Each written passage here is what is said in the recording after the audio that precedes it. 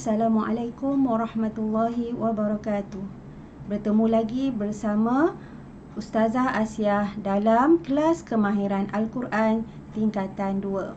Okey, hari ini kita akan sambung pelajaran kita dalam bahagian istilah qiraat sab'i. Okey, jom belajar bersama Ustazah.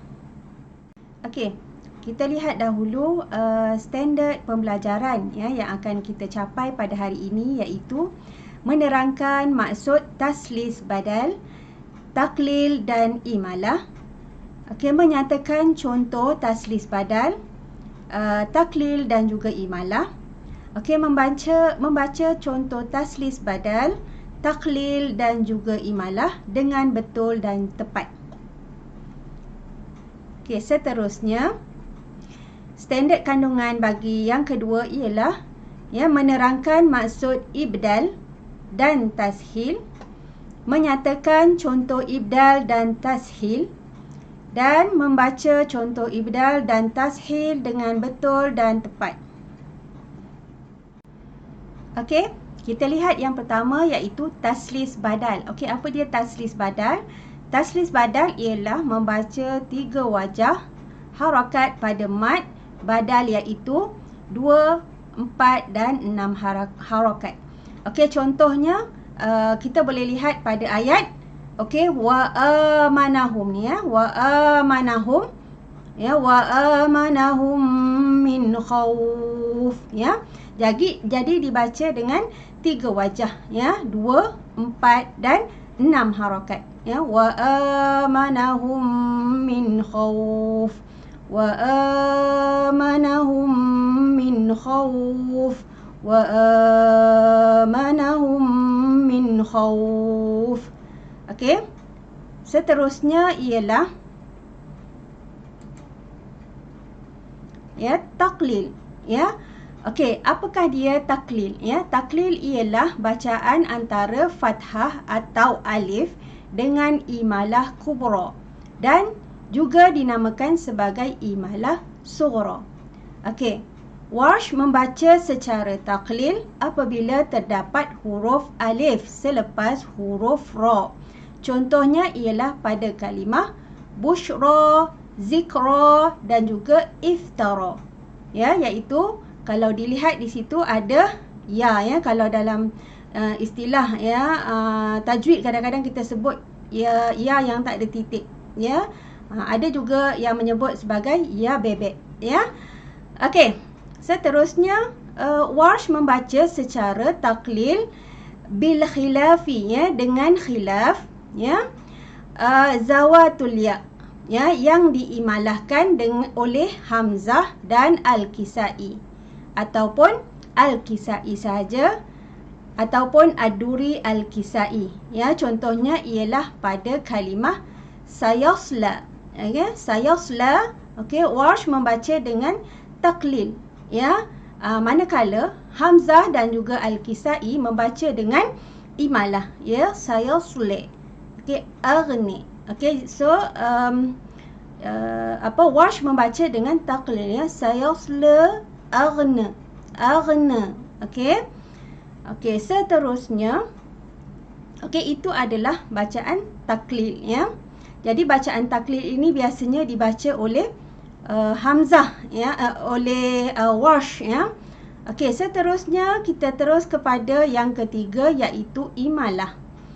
Okey, imalah dari segi bahasa bermaksud condong, manakala dari segi istilah ialah menyebut baris fathah, iaitu baris atas cenderung kepada baris kasrah dan alif kepada ya. Okey, macam mana bacaannya? Imalah dia condong.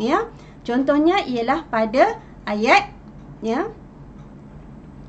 ma aghni anhu maluhu wa ma kasab.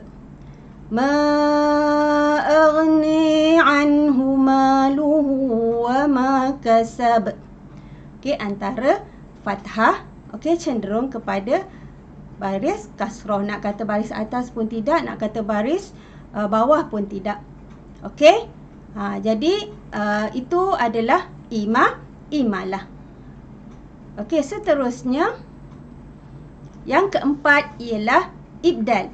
Okey, ibdal bermaksud dari segi bahasa bermaksud tukar, ya, badala, ya, badal, ya, badal haji. Okey, so badal bermaksud tukar, ya. Dari segi istilah, menukarkan hamzah kepada huruf yang sesuai dengan baris huruf yang sebelumnya. Okey, contohnya ialah pada kalimah ma'kul, ya. Okey, kat sini ada hamzah, ya. Okey, mim ada hamzah dibaca dengan ma'kul, ya, dibaca dengan kalau kita biasa kita baca dengan ma'kul, ya, dengan tahqiq, ya. Tapi ya ada qura, ya, yang membaca dengan ibdal, ya. Contohnya ialah, ya, contoh bacaannya faja'alahum ka'asfim makul. Okey, ya, itu adalah bacaan ibdal, menukarkan hamzah kepada huruf yang sesuai dengan baris huruf yang sebelumnya, iaitu sebelum hamzah baris di atas, ya. Jadi kita pun membacanya dengan baris di atas. Okey, seterusnya ialah yang kelima. Okey, yang kelima ialah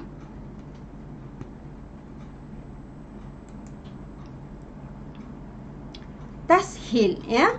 Tashil, ya, min sahlun, ya. Okey, berasal daripada perkataan sahlun, ya. La sahla. Okey, la sahla. Okey, iaitu mudah, ya. Dari segi istilah, membunyikan huruf antara bunyi hamzah dan alif, ataupun penyatuan antara hamzah dengan huruf yang sejenis dari segi barisnya.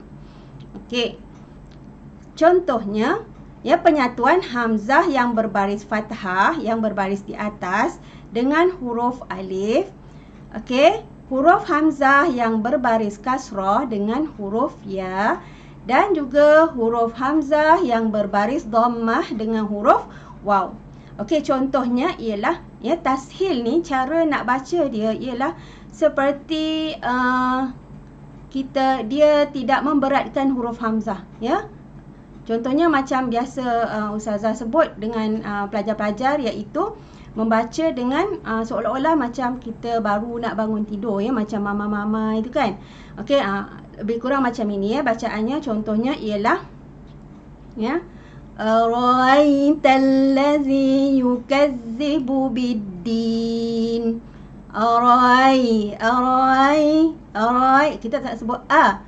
So kita sebut ara'aital ladzi yukazzibu biddin. Okey, jadi itu maksud tashil. Okey, pelajar-pelajar dah dapat, ya, tentang 5 jenis istilah dalam bidang qiraat. Ya, nanti bila kita mempraktikkan dalam bacaan qiraat, so kelima-lima istilah ini kita harus fahami dan juga kita dapat membacanya dengan betul, ya, bila bertemu dengan kalimah-kalimah ini. Okey, jadi itu saja untuk sesi pembelajaran kita pada hari ini. Okey, ustazah harap murid-murid dapat, ya, mempraktikkan bacaan qiraat dengan betul. Okey, jangan lupa, ya, murid-murid, ya, bila kita mempelajari qiraat ini, dia kena ada talaqi dan juga musyafahah, ya. Selepas pelajar-pelajar mempelajari qiraat ini, pelajar-pelajar kena bertalaqi dengan guru dan juga ustaz ataupun ustazah. Okey, jadi ustazah akhiri dengan wabillahi taufiq wal hidayah. Wassalamualaikum warahmatullahi wabarakatuh. Jangan lupa komen, like dan subscribe channel ustazah untuk mendapat info-info dan juga video-video yang terkini daripada ustazah. Sekian, terima kasih.